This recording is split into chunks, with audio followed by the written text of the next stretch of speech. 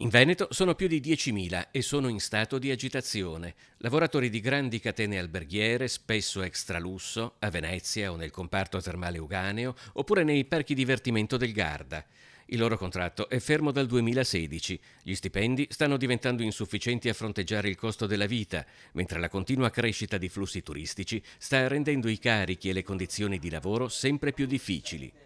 Tutti gli altri contratti nazionali del settore sono stati sottoscritti, per il loro da negoziare con Federturismo e AICA, entrambi in area Confindustria, le trattative sono ferme. E la controparte ha messo in campo delle tematiche di parte normativa anche molto delicate che creerebbero grande flessibilità e precarietà in questo settore che di tutto ha bisogno fuorché di questo. Di fronte anche al peggioramento delle condizioni lavorative, gli addetti del settore incroceranno le braccia per 16 ore, 8 ore di sciopero organizzate nei territori e 8 con presidio al Lido di Venezia il 7 settembre. Vogliamo visibilità per questi lavoratori delle grandi catene alberghiere, perciò andremo vicino agli alberghi dove saranno alloggiati i principali attori della mostra del cinema per portare insomma, la nostra manifestazione e le nostre necessità. Ad attendere il rinnovo del contratto di lavoro nazionale è peraltro paradossalmente rimasta solo la frazione di lavoratori turistici impiegata prevalentemente in alberghi di lusso,